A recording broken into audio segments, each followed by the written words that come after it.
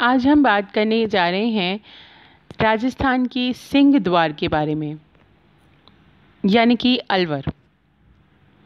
अलवर को हम पूर्वी राजस्थान का कश्मीर के नाम से भी जानते हैं। और ऑब्जेक्टिव के हिसाब से आपके पास बहुत इंपॉर्टेंट क्वेश्चन बहुत शुरुआत में ही है कि राजस्थान का स्कॉटलैंड किसे कहा जाता है, तो इसका भी सही उत्तर है अलवर। तो आज हम बात करने जा रहे हैं अलवर के बारे में। हिस्टोरिकल बैकग्राउंड से शुरुआत करते हुए हम इसके सभी इम्पॉर्टेंट प्लेसेस के बारे में शॉर्ट में डिस्कस करेंगे। देखिए, अलवर नगर की जो स्थापना की थी वो की थी आमेर के जो राजा थे कोकिल देव, नाम है कोकिल देव। इनके छोटे पुत्र अलगराज, इनके द्वारा की गई थी सन 1049 में। और उस समय अलवर का नाम था अलपुर। अलपुर के नाम से स्थापना की गई थी। इसके बाद 25 नवंबर सन 1775,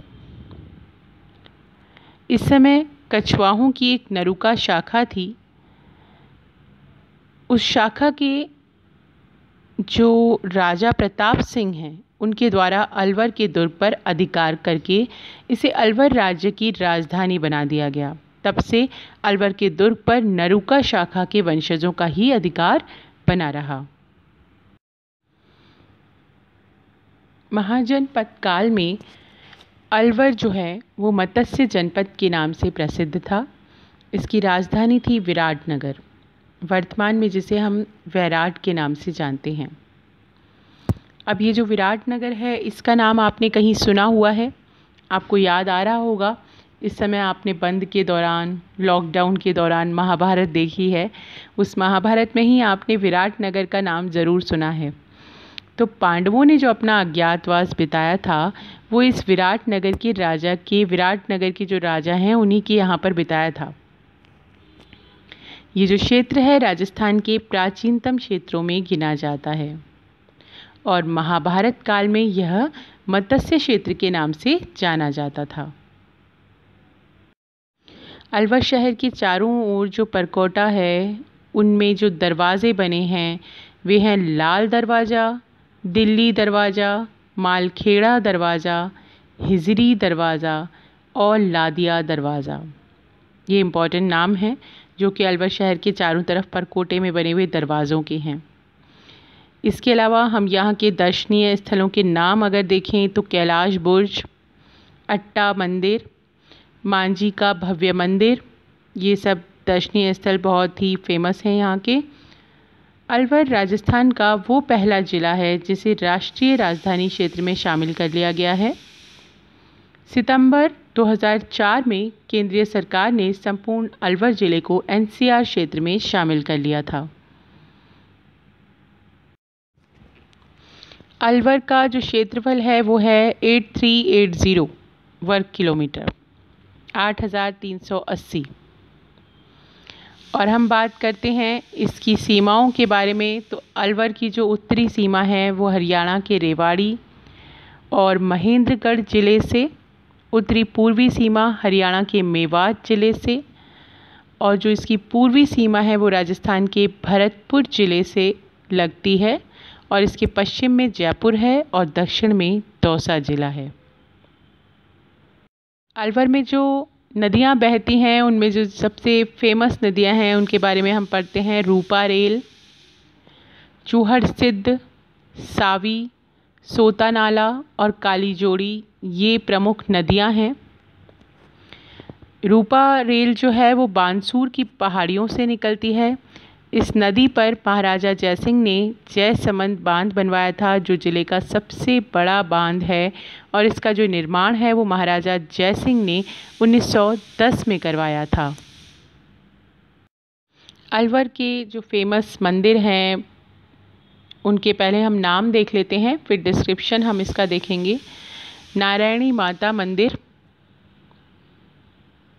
ये अलवर में बहुत से सघन वृक्षों से बहुत घिरा हुआ स्थान है। ये सभी संप्रदायों और वर्गों के लिए आराध्य स्थल बना हुआ है। हर साल वैशाख शुक्ला एकादशी को यहाँ पर नारायणी माता का मेला भरता है। नारायणी माता जो हैं वो नाइयों की कुल देवी मानी जाती हैं। ये अलवर में राजगढ़ तहसील में बरवा डूंगरी में स्थित है।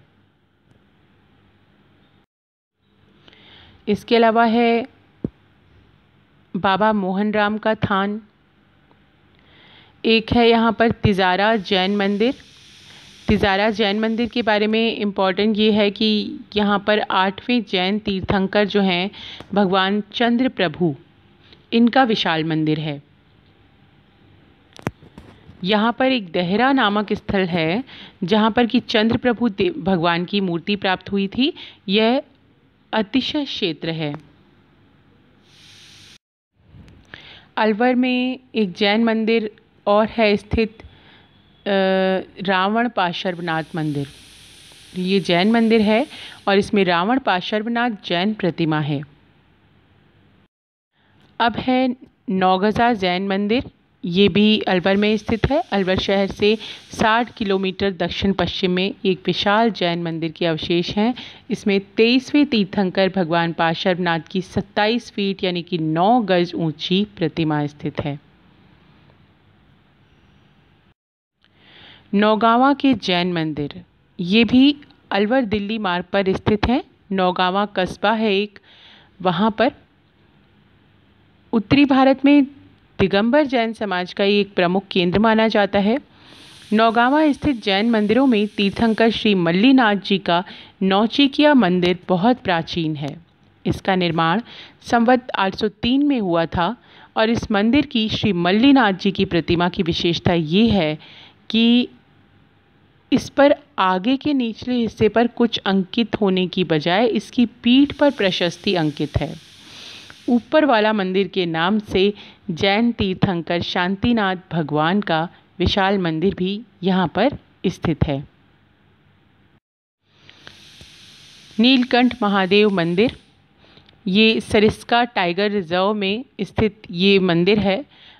बड़गजूर राजा मंथन देव ने इसे बनवाया था। टहला राजगढ़ में बनवाया था और ये बिल्कुल वैसा ही बना हुआ है जैसे खजुराहो के मंदिर बने हुए हैं। खजुराहो की तरह इसकी जो आर्किटेक्ट है वो वैसी ही बनी हुई है नीलकंठ महादेव मंदिर की। तो ये सारे हमने मंदिर देखे जिसमें अधिकांशतः हमने जैन मंदिर देखे और एक नीलकंठ महादेव मंदिर। अब हम अलवर के कुछ पर्यटन और दर्शनीय स्थलों के बारे में बात करेंगे। देखिए, अलवर नगर की जो स्थापना की थी वो की थी आमेर के जो राजा थे कोकिल देव, नाम है कोकिल देव। इनके छोटे पुत्र अलगराज, इनके द्वारा की गई थी सन 1049 में और उस समय अलवर का नाम था अलपुर। अलपुर के नाम से स्थापना की गई थी। इसके बाद 25 नवंबर सन 1775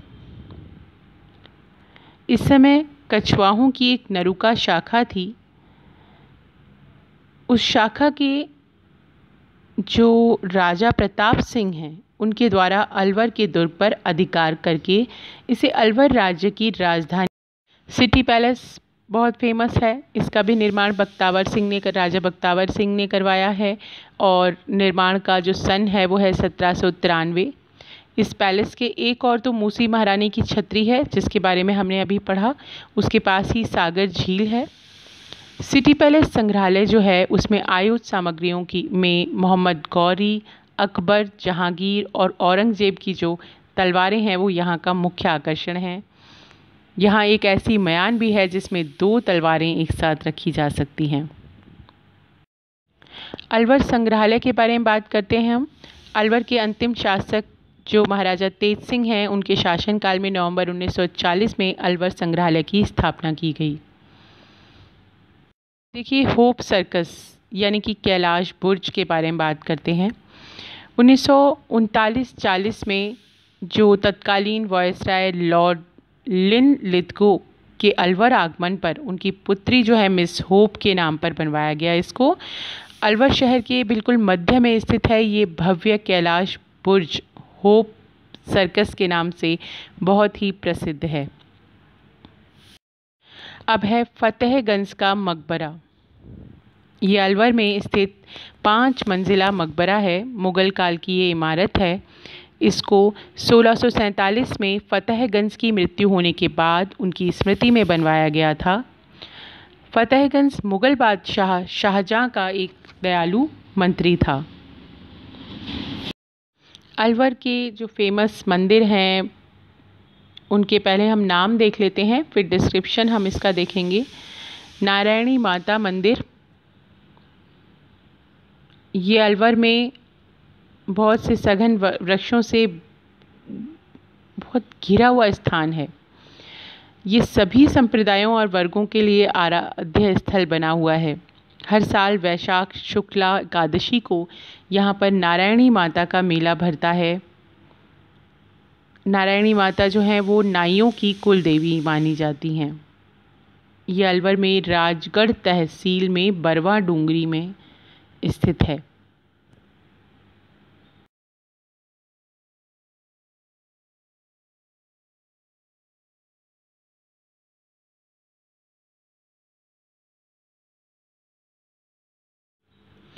इसके अलावा है बाबा मोहन राम का थान।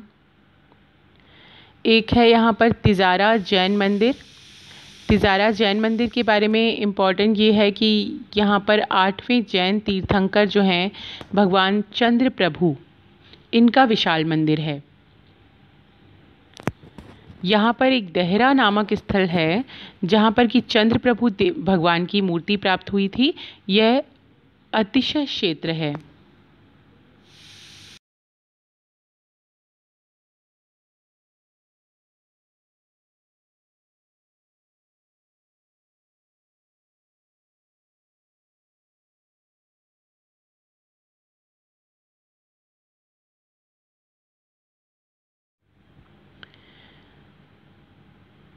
अलवर का बहुत फेमस है एक और स्थान सरिस्का टाइगर रिज़र्व। आपने ज़रूर इसके बारे में पढ़ रखा है।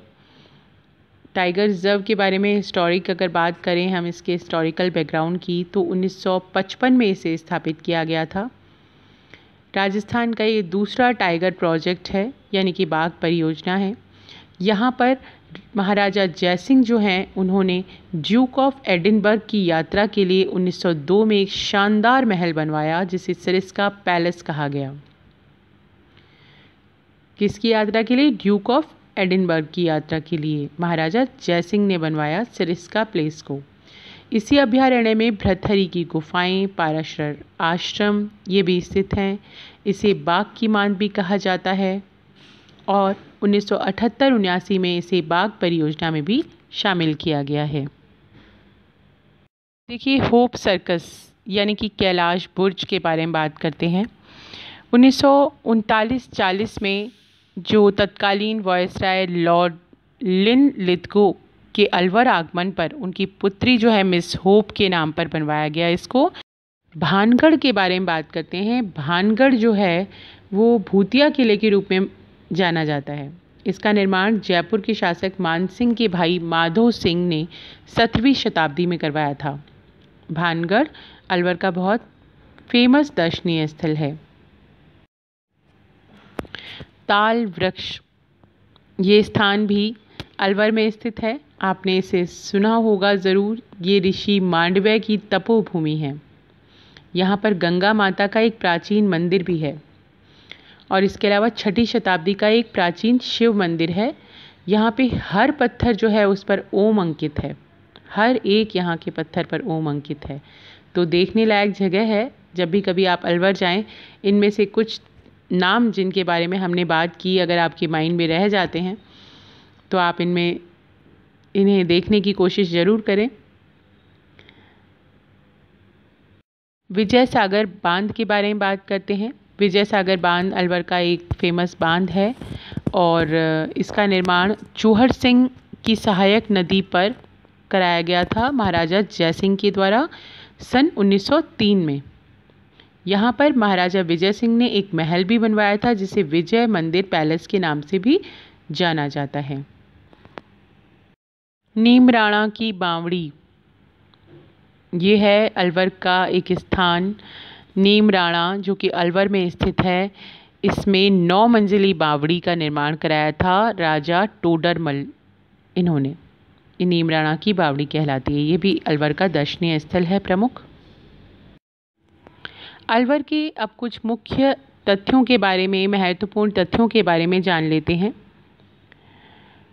प्रसिद्ध पुरातत्ववेत्ता जनरल कनिंघम, इनके नाम को आप हिस्टोरिकल जितनी भी चीज़ें पढ़ते हैं उसमें आप उस नाम से बहुत अच्छे से अवगत हैं। जनरल कनिंघम, इनका मत है कि प्राचीन साल्व जनपद की राजधानी साल्वपुर ही वर्तमान अलवर है। अलवर फेमस है कलाकंद के लिए। इस क्षेत्र में मेव जाति की बहुत अधिकता है, इसी कारण इसे मेवात कहा जाता है। और जो नीमराणा क्षेत्र है, नीमराणा क्षेत्र को राठ अंचल कहा जाता है। मेव जाति की अधिकता के कारण मेवात कहा जाता है। और अहीरवाटी यहाँ की एक स्थानीय बोली है। अहीरवाटी वास्तव में इसका स्थानीय बोली का नाम है, वैसे जो प्रचलित नाम है वो है मेवाती। इसके अलावा बाला किला जो है, वो अलवर का जो बाला किला है, इस किले की जो दीवारें हैं, इस पर बंदूक चलाने के जो छिद्र हैं उनके कारण इस किले को आँख वाला किला कहा जाता है। तो ये भी अलवर का एक महत्वपूर्ण तथ्य है जो आपको याद होना चाहिए, आपको पता होना चाहिए। ज़्यादातर आपको उन्हीं डिस्ट्रिक्ट के बारे में अच्छे से अपना स्टडी कर लेना है, अच्छे तरीके से पढ़ लेना है जहाँ भी आपका रेजिडेंशियल प्लेस है, जहाँ आप रहते हैं। इसके अलावा राजस्थान के सारे प्लेसेस के बारे में इम्पॉर्टेंट जानकारी हम समराइज वे में पढ़ ही रहे हैं। हर जगह का जो हिस्टोरिकल बैकग्राउंड है उसे हम देख लेंगे। हर जो भी डिस्ट्रिक्ट है उसकी जो फेमस स्पॉट्स हैं, फेमस पर्यटन स्थल हैं, एक जितनी भी नाम आपको होने चाहिए याद, उन सब की हम कोशिश करेंगे। विद पिक्चर्स हम जानकारी लेने की कोशिश करें ताकि आपको पढ़ने में इंटरेस्ट आए और वो चीज़ें मेमोराइज रह जाएं। हमारा इस प्रेजेंटेशन को इस तरीके से, इस लेक्चर को इस तरह से तैयार करने का जो उद्देश्य है वो यही है कि जब आप किसी चीज़ को देखते हैं, एक केवल हम उसको पढ़ते जाएं तो हो सकता है वो थोड़ा आपको ये चीज़, क्योंकि इंटरव्यू के पॉइंट ऑफ व्यू से आपको बहुत सारी चीज़ों को रेडी करना है, तो कहीं आपका इंटरेस्ट क्रिएट होना चाहिए। और जब किसी चीज़ को हम लाइव देखते हैं तो वो हमें बहुत जल्दी याद हो जाती है, मेमोराइज जल्दी हो जाती है। कुछ इन्हीं चीज़ों को ध्यान में रखते हुए इसका प्रेजेंटेशन आपके पास थोड़ा डिफरेंट तरीके से आ रहा है। तो आप कोशिश कीजिए कि जिस भी जगह आप रहते हैं वहाँ से संबंधित जानकारी आपको पूरी तरीके से होनी चाहिए। बाकी जितने भी डिस्ट्रिक्ट हैं उनकी बेसिक जानकारी, उनके जो महत्वपूर्ण तथ्य हम यहाँ डिस्कस करने वाले हैं, उन्हें आप ज़रूर पढ़ के जाएं। So all the best.